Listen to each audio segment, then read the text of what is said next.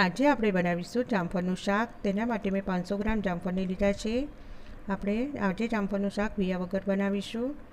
તેના માટે આપણે જામફળને ઉપરથી કાપી લઈશું અને બાકી રહેલા જામફળના ભાગને વચ્ચેથી એ રીતે કાપીશું જેથી બીયાનો ભાગ વચ્ચે જ રહે। આ રીતે જામફળ કાપવાથી તેમાંથી બીયા એકદમ ઓછા પ્રમાણમાં આવશે અને જે પછી બીયા રહે છે તેને આપણે સ્કૂપ કરી લઈશું અને આ રીતે બધા જામફળને આપણે તૈયાર કરી દઈશું। આ રીતે કરવાથી તેમાં એક પણ બીયો નહીં આવે। બધા જામફળને મેં સ્કૂપ કરીને કાપીને તૈયાર કરી દીધા છે। હવે આપણે તેને સમારી દઈશું। જામફળ સમારી દીધા છે। હવે આપણે તેને બાફી દઈશું। જામફળનો જે બીયાવાળો ભાગ રહ્યો છે તેને મિક્સરમાં ક્રશ કરી ગાળી અને તેનો ઉપયોગ કરી શકાય અથવા તો તેનું શરબત અથવા જામ બનાવી પણ તેનો ઉપયોગ થઈ શકે। મેં જામફળને બાફવા માટે 2 કપ જેટલું પાણી મૂક્યું છે। જો જામફળ કાચા હોય તો પાણી વધારે મૂકવાનું। જામફળને તેમાં નાખી તેને બાફવા દઈશું।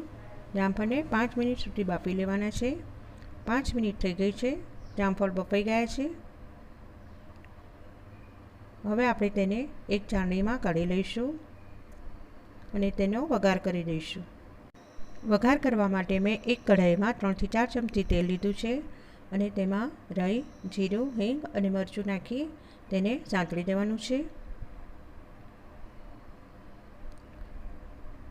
રાઈ, જીરું સંતળાઈ જાય એટલે તેમાં જામફળના ટુકડાને નાખી અને તેને સારી રીતે મિક્સ કરી દેવાનું છે।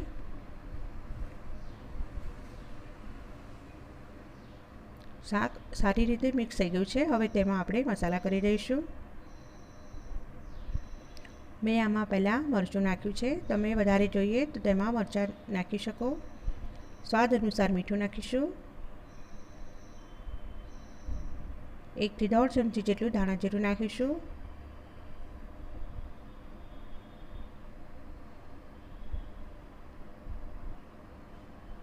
અને 2 થી 3 ચમચી જેટલો ગોળ નાખી તેને સારી રીતે મિક્સ કરી દઈશું। મેં આમાં ગોળનો ઉપયોગ કર્યો છે। તમે આમાં ખાંડને પણ નાખી શકો।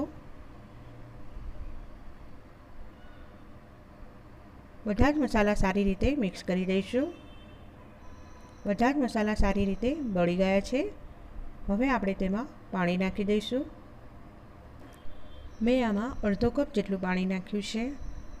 હવે શાકને ઉકળવા દઈશું। શાક બનીને તૈયાર થઈ ગયું છે। હવે આપણે તેને સર્વ કરી દઈશું। મારી રેસીપી ગમે તો લાઈક, શેર અને સબસ્ક્રાઈબ કરજો। Thank you for watching.